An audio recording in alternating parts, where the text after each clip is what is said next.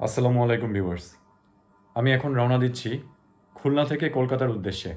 আজ আমি কভার করব কত টাকায় আপনি খুলনা থেকে কলকাতা পৌঁছাতে পারবেন এটা, আর সাথে কোনটা হচ্ছে বেশ ইজিয়েস্ট ওয়ে, ডিরেক্ট ট্রেন বাদে ভেঙে ভেঙে গেলে কোনটা ইজিয়েস্ট ওয়ে কলকাতাতে পৌঁছানোর। পৌঁছে গিয়েছি খুলনা রেলওয়ে স্টেশনে। স্টেশনের ভিতরে পৌঁছেছি। এখন বাজে 5:30 মতো। টিকিট কাটতে হবে। এখনই টিকিটের সিরিয়াল আছে।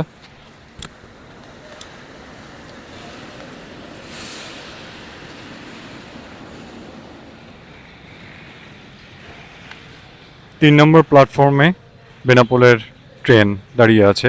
এটা হচ্ছে বেতনা এক্সপ্রেস। 6:15-তে ছাড়ে। অবশ্যই আগে আগে পৌঁছাতে হবে, নাহলে সিট পেতে অসুবিধা হবে। এটা একটা লোকাল ট্রেন। আমি টিকিট কেটেছি মাত্র 45 টাকা দিয়ে খুলনা থেকে বেনাপোল পর্যন্ত। আর বাসা থেকে এসেছি অটোতে করে, যেটা হচ্ছে 20 টাকা ভাড়া জনপ্রতি। আর রিজার্ভ আসলে আপনাকে 100 টাকা দিতে হবে। যেহেতু অনেক ভোরে, সেহেতু একটু বাড়িয়ে নিতে পারে। জেনারেলি ভাড়া হচ্ছে 100 টাকা। এটা হচ্ছে বেতনা এক্সপ্রেস।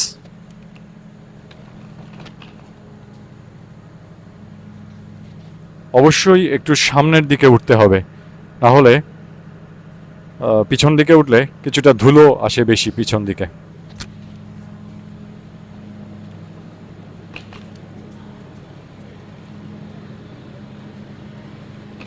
আমি আমার টার্গেটেড বগিতে পৌঁছে গিয়েছি।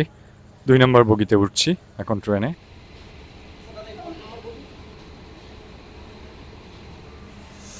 এই হচ্ছে খুলনা রেলওয়ে স্টেশন। আমি এখন বসে আছি ট্রেনে, ওখান থেকে দেখছি। আমি ট্রেনের সিট পেয়ে গিয়েছি।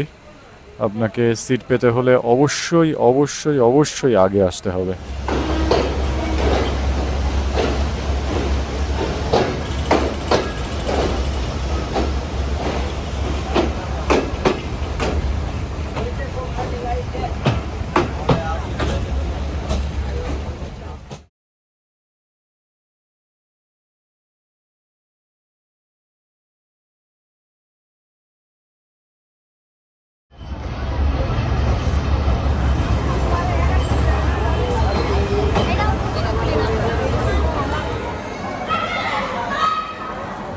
বেনাপোল স্টেশনে পৌঁছেছি।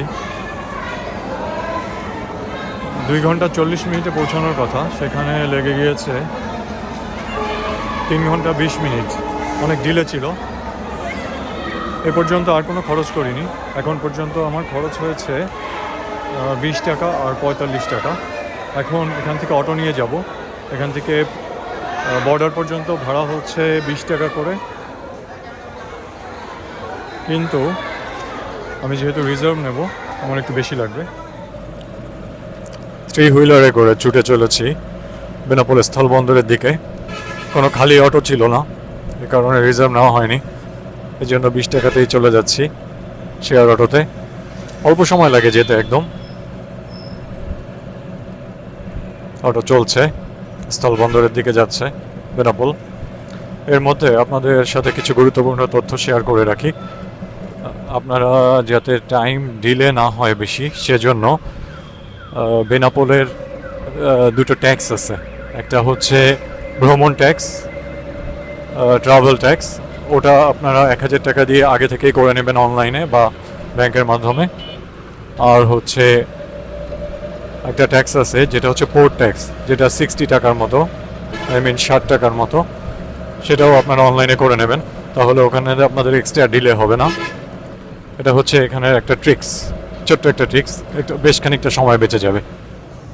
এই যে বর্ডারে পৌঁছে গিয়েছি। ওই সাইডে ওই যে ইন্ডিয়া দেখা যাচ্ছে। এখানে সব গার্ডরা আছে, বর্ডার গার্ডরা। খালি আছে একদমই।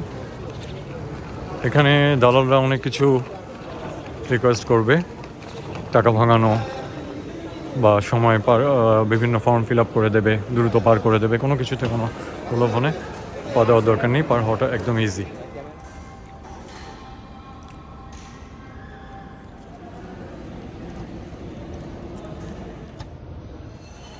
কাস্টমস, ইমিগ্রেশন সব কিছু শেষ করে বেরিয়েছি।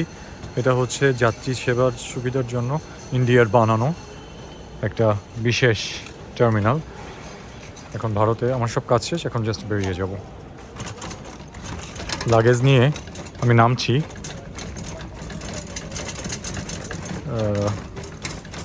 এখান থেকে বের হওয়ার পরপরই কিছু ব্রোকার ধরবে আমাকে টাকা চেঞ্জ করার জন্য। এখানে যদি কেউ বেশি দাম মানে এক্সচেঞ্জ রেট যদি অনেক বেশি দিয়ে অন্য কোথাও সাইডে নিয়ে যেতে চায়, এটা কোনোভাবেই যাওয়া যাবে না। সব যেগুলো আছে সেগুলো থেকে টাকা এক্সচেঞ্জ করে নেবেন, নিজের পছন্দ মতো যে কোনো একটায় চলে যাবেন। আর এখান থেকে এবার আবার একটা 3 হুইলার সিএনজি ধরতে হবে। চলুন আপনাদের দেখাচ্ছি। এই যে সিএনজিগুলো, এগুলোতে করে যেতে হবে বনগাঁ স্টেশন। ভাড়া পড়বে প্রতিজন 50 রুপি করে। বনগাঁ স্টেশনে পৌঁছেছি। যে সিএনজি 3 হুইলারটা এসেছি ওটাতে ভাড়া পড়েছে ইন্ডিয়ান রুপিতে 50 রুপি, যেটা হচ্ছে 64 টাকার মতো আমাদের দেশীয়। এখন এখানে টিকিট কাটবো।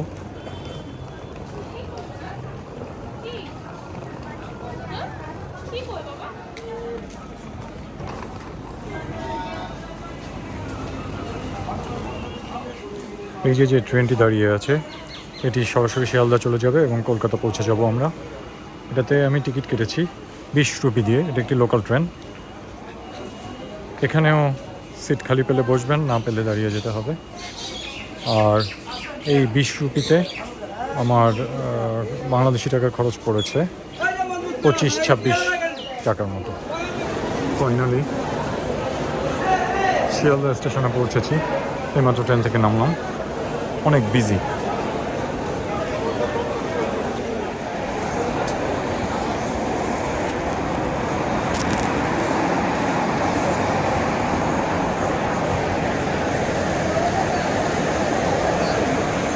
ভিউয়ার্স, অবশেষে আমি আমার গন্তব্যে পৌঁছে গিয়েছি। তাহলে আপনাদেরকে এখন খরচের হিসাবটা বলি। আমি খুলনা রেলওয়ে স্টেশন থেকে বেনাপোল পর্যন্ত পৌঁছেছি মাত্র 45 টাকা। ওখান থেকে বেনাপোল বর্ডার পর্যন্ত 20 টাকা, টোটাল 65 টাকা। এবার ওখান থেকে বর্ডার পার হয়ে, ইমিগ্রেশন পার হয়ে, ওখান থেকে একটা 3 হুইলারে করে 50 রুপি দিয়ে গিয়েছি হচ্ছে বনগাঁ স্টেশন পর্যন্ত, যেটা হচ্ছে বাংলাদেশি টাকায় 65 টাকা হয়েছে। আর বনগাঁ থেকে কলকাতা পর্যন্ত 20 রুপি ট্রেনে টিকিট কেটে পৌঁছেছি, যেটা হচ্ছে 25 টাকার মতো খরচ।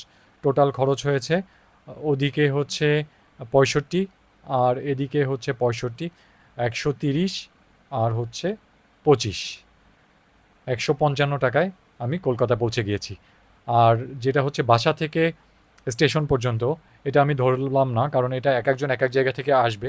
অ্যাকচুয়ালি স্টেশনের পাশে যার বাসা তার কোনো খরচ হবে না। আমার যেমন বাসা থেকে আসতে 15 টাকা খরচ হয়। আবার কলকাতায় নামার পরে আপনি আপনার কোন গন্তব্যে যাবেন সেটার খরচ সবারই আলাদা। কিন্তু অ্যাকচুয়ালি আপনি 155 টাকায় ইজিলি কলকাতায় পৌঁছে যেতে পারবেন। এর মাঝে আর কোনো গাড়ি ভাড়া আপনাকে দিতে হবে না। ধন্যবাদ সবাই, অবশ্যই চ্যানেলটি সাবস্ক্রাইব করবেন। Thank you.